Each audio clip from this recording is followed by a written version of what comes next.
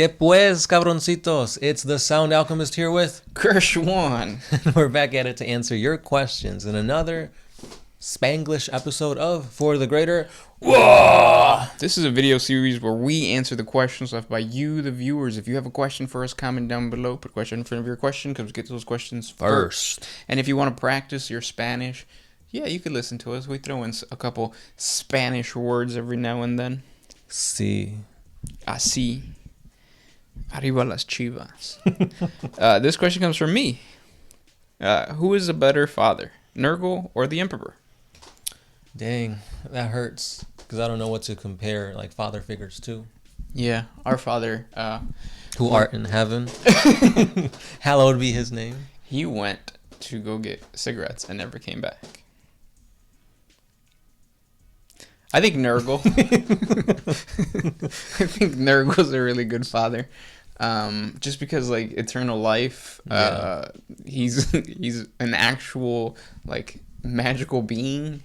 You don't think the Emperor's a magical being? I mean, yeah, I guess. No, yeah, that was a dumb statement. No, he's just a bunch of bones on a throne. Well, now he is, but I mean, he technically is magical, right? He has the Legion of the Damned, the Astronomicon. But I guess that's the big difference. Like, you have to look at what your father has done for you. And if you look at the Emperor, what has he done for his children? Not much. He's given them armies. Well, I mean, he saved them from the worlds that chaos flung them to. But the Imperium is, like, in stagnation. And it's just disgusting. And, like, his children don't even listen to what he said in the beginning with the Imperial truth. And even he is just a giant hypocrite who now is being worshipped. And needs that worship in order to continue to power the Astronomicon and become a god. In order to continue to save humanity. Yeah. Who am I arguing for? I don't even know anymore. Whereas, like, if you look at Nurgle, what does Nurgle do to his children? Makes them happy.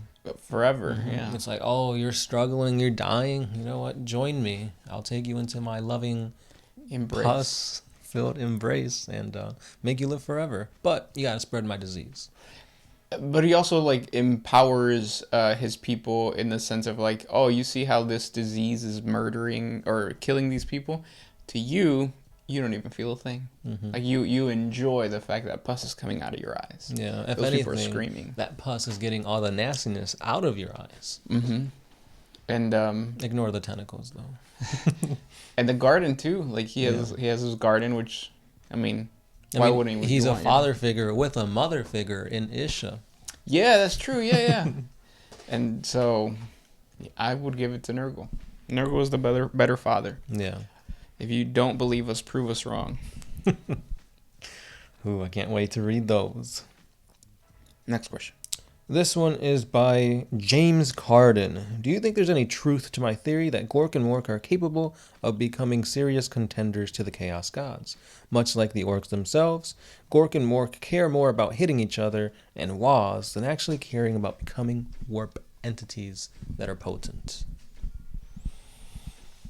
Wait, what was the question? So he's basically saying that he thinks that Gork and Mork can rival the Chaos Gods if they actually wanted to, but that they're more focused on just beating each other up and getting WAAAGH energy than that. That would be a really fun twist to it, yeah. I agree, just because there's so many... I feel like there's way more orcs worshipping their culture or like being part of their culture than there is cultists. Ooh, that was my stomach. Yeah. Yeah.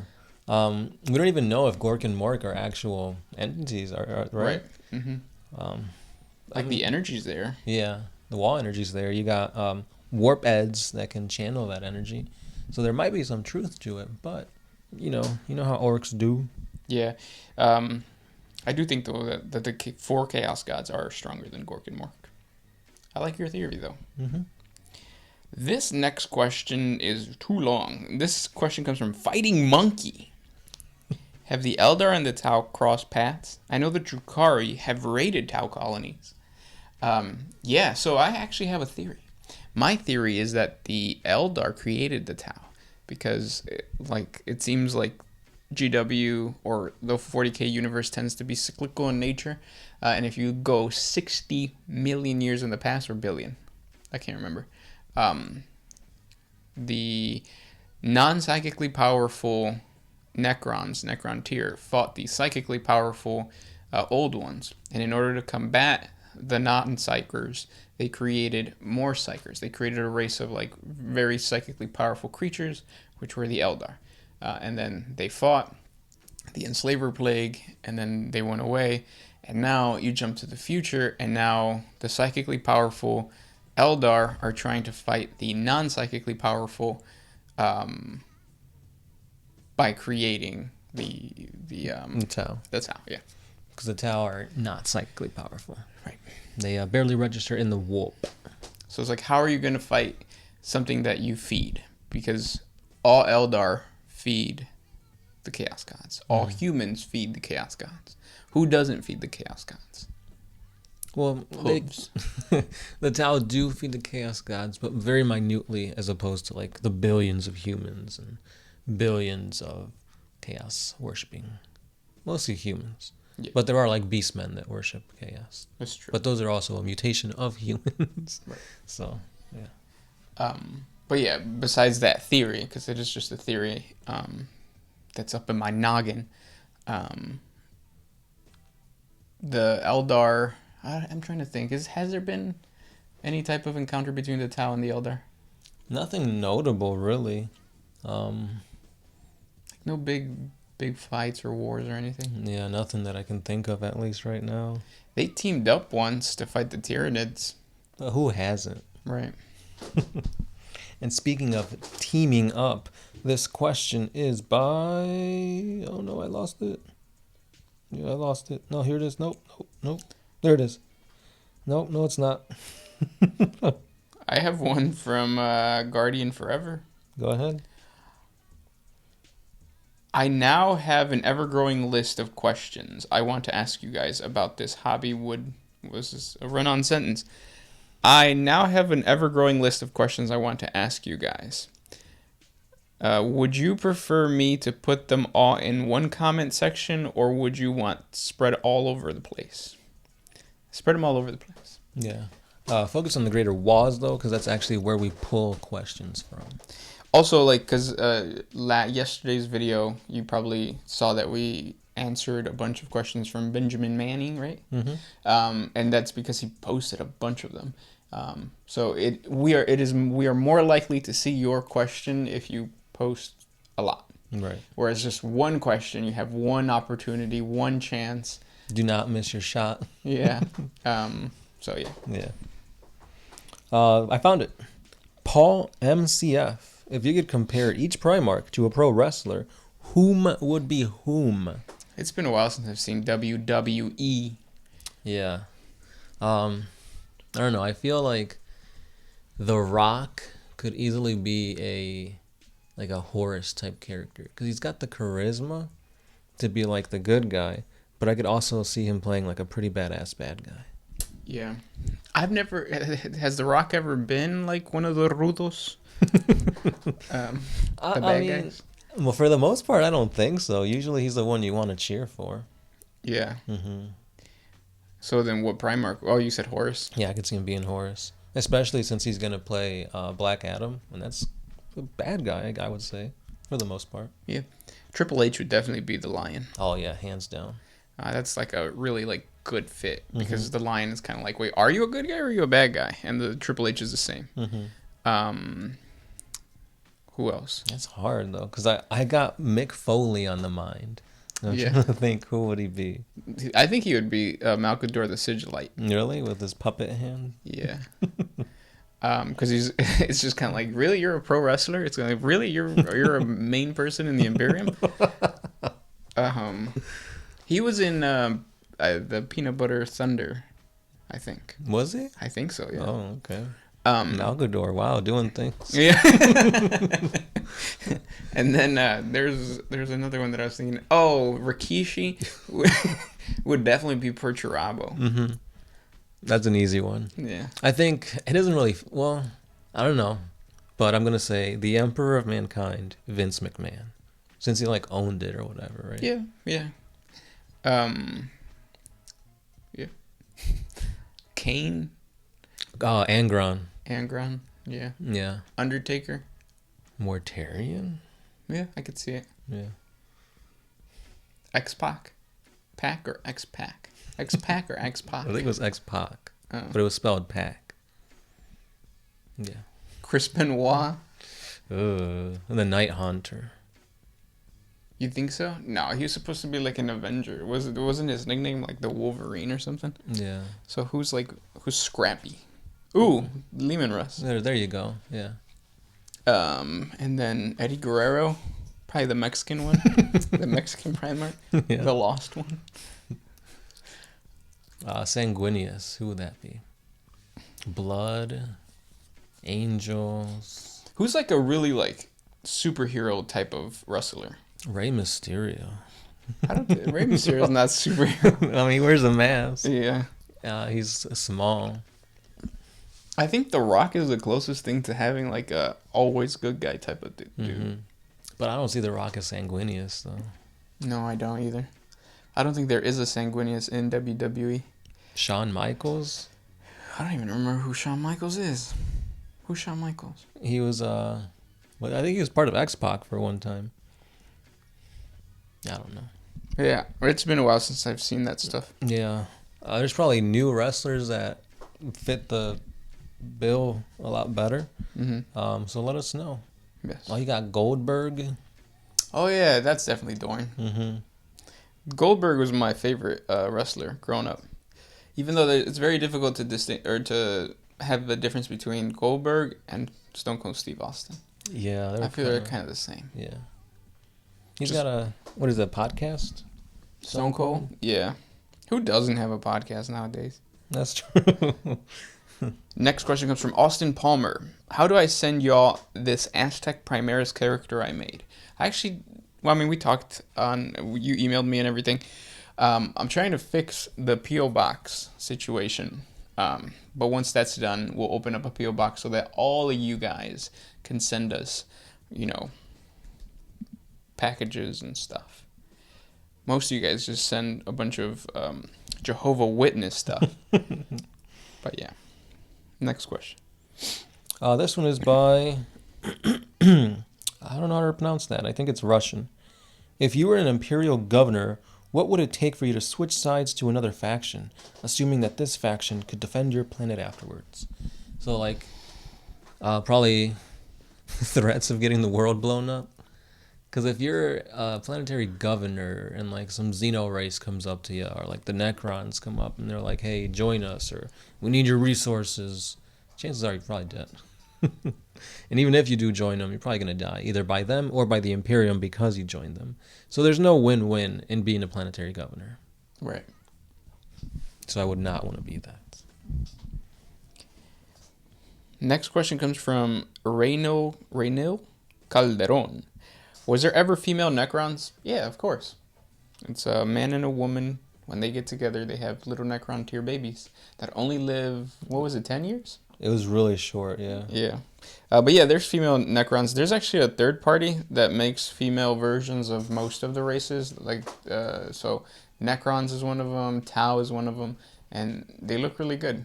The reason you don't really see the models is because they've got necrodermis bodies, so they're supposed to be what's the word? They streamlined everything. So what's the point of having boobs if you're not gonna have children? Well, yeah, mammals have boobs. Right. So if you're not gonna what's the point of what's even the point of being humanoid in shape? Right. If you could be a Necron, you could be any shape you want. Yeah. Which we're starting to see now with the crab things. What are they called? The Sarukhan or Sartek. Yeah. Yeah. Sarukhan Dynasty, and you got the Sartek Destroyers. Yeah. Yeah. Something like that. This one's by Dan D16. How powerful are the Psyche Dreadnoughts? In my opinion, they're pretty powerful. Just look at the Librarian Dreadnoughts from the Blood Angels. They're able to freaking fly. Cast force fields, shoot blood lances, make people's blood boil, and they're encased in a freaking sarcophagus of death. So super powerful. Yeah, it's cute. It is kind of cute when you think about it. This question comes from Futurescaped. Doesn't salamanders have African features? No. It's just because of all the soot and ash from living on a volcano planet. Yeah, if you want a Space Marine chapter that has African features, it's the Sabled Lions, I think. The Sable Lions or something like that. Their story is actually really badass. Mm-hmm. I'm trying to think, because it's not. I haven't done a 40X on the Sable Lions, but it is like they fought alongside somebody. I want to say Grimaldus. So if you check out our 40X on Grimaldus, Chaplain Grimaldus, I think that story is there. Yeah, and also if you pick up the newest book about like McCragg and Gilliman, actually on the cover there's an Ultramarine who's black. African features. Mm-hmm. This one is by Bunny Hop.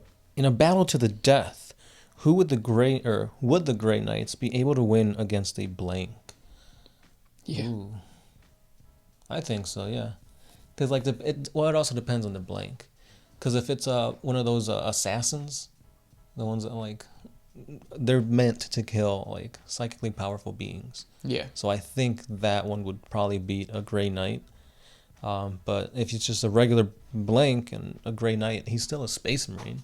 Like take away psychic powers, he's still like a superhuman. So yeah. Yep. Agreed. That's my stomach again. This question comes from Ty Shingleton. Can fallen Dark Angels dedicate themselves to one of the Chaos Gods, like a fallen Khorne Berserker or a Noise Marine? Yes. Any Space Marine can dedicate themselves to any god. That's the beauty of becoming a renegade. It doesn't even have to be like, oh, my chapter's doing this. It's like, we basically just betrayed the Imperium. Why would I follow anything other than what I want to do? Right. That is chaos at its finest. This one's by Guardian Forever. I want to build an Adeptus Mechanicus tabletop army. Where do you recommend I start? Starter set. Mm-hmm. The starter set is amazing because you get the Onager Doomcrawlers, you get the, what are they called? Vanguard, or the, what are they? Are they Rangers? Rangers, yep. Yeah. So the Vanguard are the Rangers, and then you get a Tech Priest. Tech Priests are beasts. It's kind of sucks that there's such beasts, and you kind of have to put them in the back of the line just so that they can be repairing your Onager Doomcrawlers. But I would say like get that starter set and then buy another one right away, and then really like try to get a feel for what you want.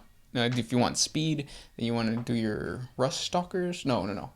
If you want speed, those little like the dudes with they look like they're on stilts. Oh, the Dragoons? Yeah, those, you can go that way. Or the new models that came out, the pterodactyl looking ones, I think they're called Taraxi. Yep. Or the dudes that ride the dogs that breathe fire. Yeah. Though that would be good for speed. Mm-hmm. Because the starter set is going to give you firepower and bodies. Mm-hmm. A really good core. Yeah. So, and then you just figure out exactly how you want to do it. Yeah, the robots are pretty good too. I wouldn't recommend doing, I think they are called the Rust Stalkers. So it's like a 5-man squad of like these. Oh, the ones with the blades? Yeah, those suck. What about the Electro Priests? I've never used them. But again, that's like, if you want more bodies, that's what you want to like experiment with. Good question. Yeah. I'm kind of excited now that Christmas is coming because usually battle forces come out around Christmas time. Mm-hmm. Last year, I think the Adeptus Mechanicus starter was kind of worth it. I didn't pick it up because I'm not going to drop $200. It might have been more, actually. Really? Yeah. I think more than 200 would just be a bit too much. Do you remember how much they were? I want to say they were about like 140, no? Oh, that's not bad. Yeah. Why didn't I buy it? I don't know. This next one is by Alex Sage. On a scale of 1 to 10, how heretical is it to play Tabletop Simulator instead of playing in real life? Because I'm interested in playing my own army in real life, however I don't have much money to go on a spending spree, nor the time to carefully craft an army. Not just this, but I also have several friends who play on the simulator, and they want to get a feel as to what 40K would be like on the tabletop. Should I do this to get a taste of what it's like, or should I just go ahead and continue to purchase and craft my army IRL? So I think me specifically, I'm very like, because I think I'm biased.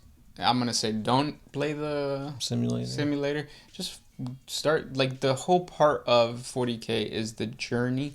It's not actually playing. So to be honest, sometimes I feel like the actual tabletop playing is boring. Like, it's just like, it's not fun. But everything else about the hobby is what makes it so much fun. Right, because you have to pre-plan to be like, oh, I'm going to play this army. What are my tactics? What are the units I'm going to get? When I get the units, how do I build them? What do I equip them with?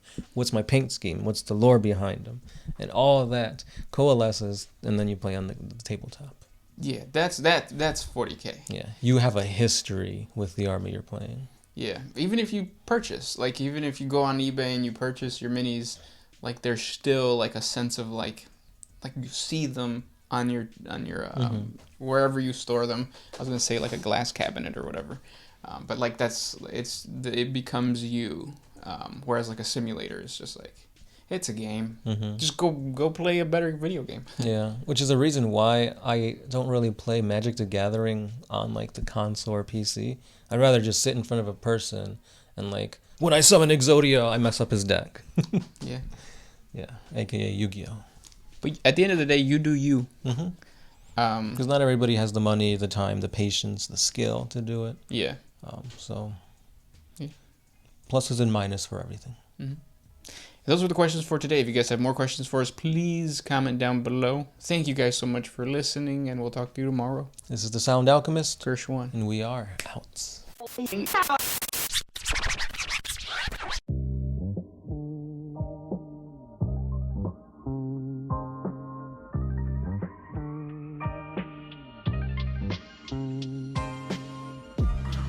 I used to put my